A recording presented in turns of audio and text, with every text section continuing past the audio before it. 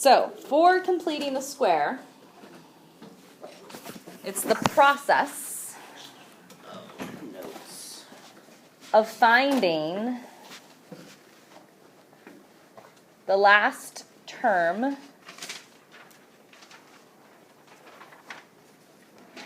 of a perfect square trinomial, which is what we were just doing. So the process of finding the last term of a perfect square trinomial. The constant term? Well, your constant term may not be a perfect square. So if it's not, then we have to complete the square by figuring out what that, what that perfect square is going to be. I know. Got scared there for a second.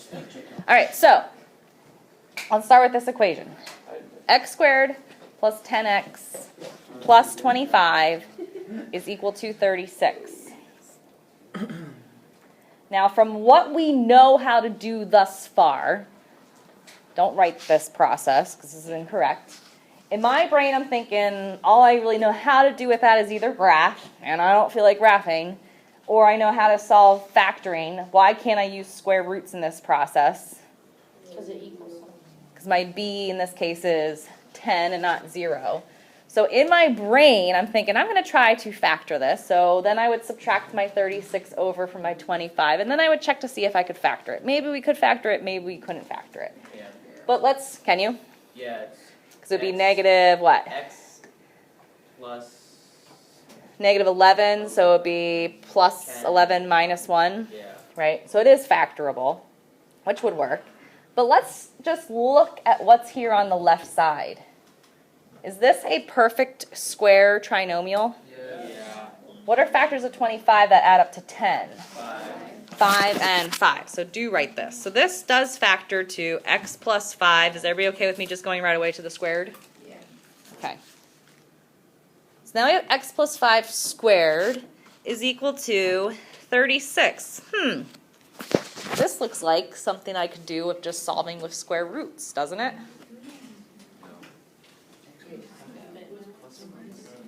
How do I get rid of the square? Square root both sides. What do we have to remember when we take the square root of 36? Plus or minus.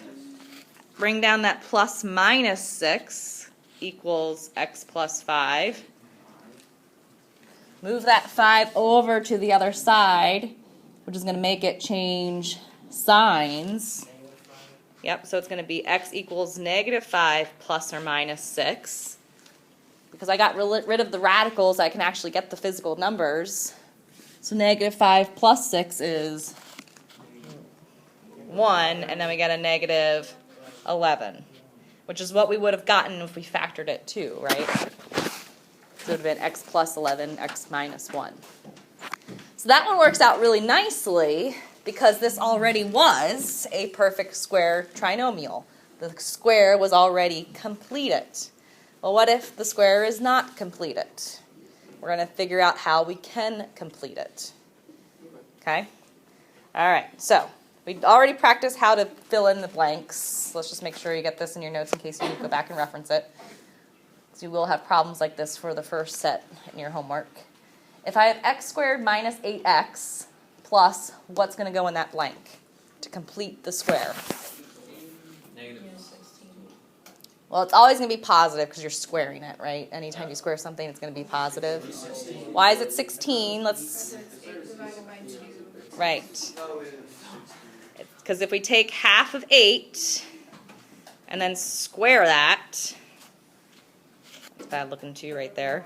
Half of 8 is 4, because we know 4 plus 4 is 8. 4 squared is 16. Good. Okay. What about this one, filling the blank? Now it's not so nice. And your life's going to be a lot easier if you leave it in fraction form as opposed to decimal form. So what I would do is I would, again, just put 15 over 2 and then square that whole thing. 15 squared is what? 15 squared is 225? Yep. 225 over 4. Good. Okay. So completing the square. That's the process of completing the square. Figuring out what constant is needed to make it a perfect square trinomial. All right. So now let's use that to actually solve an equation. X squared plus 6x minus 16. Is this one factorable? Are there factors of negative 16 that add up to 6? Yeah, it'd be 8 and negative 2, right? So this one would be factorable. So we know that my answer's going to be integer numbers. I'm not going to have square roots left in it. So let's just do it using the completing of the square. Is that a perfect square? It is. Is it this perfect square for 6? No. So it's not the perfect square for 6, because 6 squared is what? 36, and that's not going to get us there. So what I want to do is I want to move this number that I don't want to the other side by, in this case, adding it. So I'm going to get x squared plus 6x plus blank equals 16. Oh. So now I need to think about what we just talked about how I can complete this square and turn this into a perfect square trinomial. What is this number going to need to be in order so that I can factor this to something plus something squared? 9. It's going to be 9, because what did we do before in the last two problems? Divided by 2. We divided by 2 and then squared, right? So half of 6 is 3. 3 squared is 9. What does that factor to? X plus 3 squared. Beautiful. 9. Now we have to be careful. This is where all of you are going to forget to do something. Well, maybe not all of you. That might be an exaggeration. If I added 9 here, I need to keep this balanced. I need to also remember to add 9 over here. So you don't want to completely change the equation. If I don't add 9 over here, then I completely change the equation. If I add 9 to both sides, then all I'm doing is just making these numbers larger. Sarah, question? Why would we subtract 5 from 16 to get 9? Subtract 5, so turn it into we two did different over numbers. You could do it that way too. Would But that sometimes be- sometimes you just get rid of it, it's less thinking about how Yeah. to get it there. But that way, would you have to still add it over to? Well, so then you would have to think, I need this to turn into a 9. So negative 16 is the same as, it would have to be what? Positive 9 minus 24, Oh, yeah. right? And that just makes it a little bit more complicated. All right, 16 plus 9 is 25. All right, that looks familiar. Yeah. What's our next move? Square root. Square root both sides. So then I get x plus 3 equals plus minus 5. Don't forget that plus minus. Let's move that positive 3 over to the other side, which would make it become a negative 3 plus minus 5.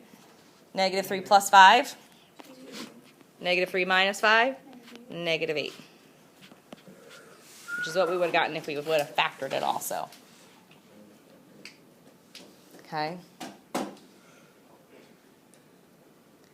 And you're going to be told that you need to, if you're solving by completing the square process, that means you probably want to move that constant term to the other side and then figure out what number you need to add to get it to be the perfect square trinomial. All right, let's try another one. X squared minus 12x plus 5. That one's definitely not factorable, right? There are definitely no factors of 5 that add up to 12. So that means we're probably going to have some type of radical in our answer, which is okay. So, first move. Get that 5 out of there. Move it to the other side. So x squared minus 12x plus blank equals negative 5 plus blank. 36.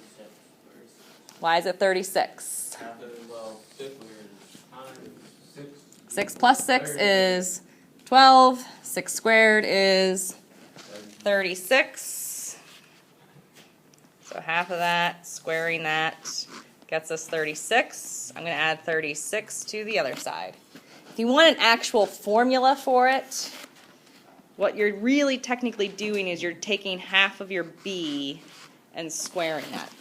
That's how you complete the process of completing a perfect square. So it's b divided by 2 squared. If you want a formula to throw in your head, you can do that. Well, I mean, if you just are thinking in your head right away, I'm taking half of my b and then squaring it. I mean, that's what you guys are doing. Yeah. All right, so what does the left side factor to? Be careful, is it plus? X minus 6 squared equals, what do we get on the other side? 31, which is not a perfect square. That's okay. I actually like it better when it's radicals because it's less thought process I need. Undo the square by square rooting. Don't forget your plus and your minus. Someone always will forget it. Don't let it be you. Here's your negative 6. If we move it to the other side, it's going to become what? Positive 6 plus or minus the square root of 31. And I'm just going to leave my answer as that. Okay. So where it gets crazy is when that b is an odd number.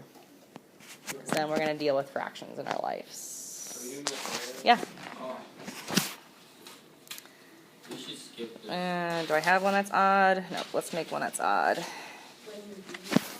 Yeah, so let's do x squared plus 3x minus 5 is equal to 0.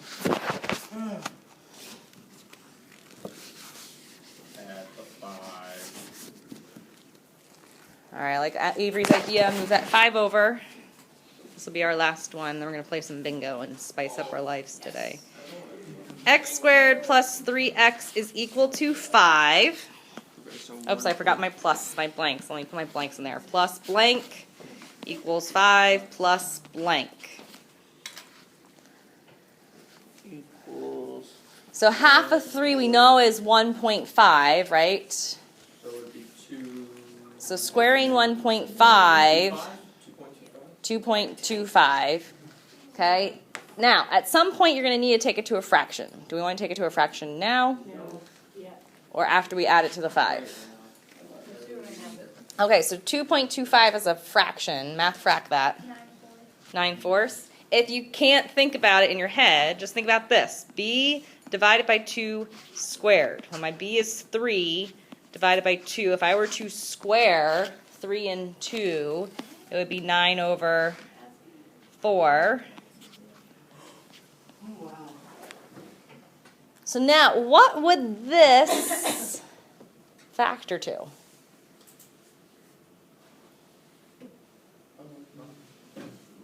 It would be x plus what squared? 3 over 2, right? Yeah. 3 halves plus 3 halves is 3. 3 halves squared is 9/4. So this would be x plus 3 halves squared equals, so what does that get us? Make a common denominator, so 20 over 4, 29/4. Oh my goodness. It's okay. Fractions are our friends. Undo the square by taking the square root. So on the left, I'm going to get x plus 3 halves equals, can I simplify the square root of 29? Nope, that's a prime. Can I do the square root of 4? Yep. Yeah. What's the square root of 4? 2. So is that 2 going to go underneath the radical or not underneath the radical? Not, because the square root of 4 is just 2, not the square root of 2. So I have a plus and a minus, a square root of 29 over 2. That's my last move. Move that 3/2 over by making it a negative 3/2, plus or minus the square root of 29 over 2. You can leave it like that. Sometimes you might see an answer where they just put it all into one fraction. I'm fine with that as your answer, so just leave it there. Sometimes you'll see negative 3 plus or minus the square root of 29 over 2 because they have the same denominator. You can bring it together like that. Sometimes that doesn't work out if these aren't the same denominators. If it was 4, then you have to find a common one, so just leave it like that. Okay? All right, here we go. Let's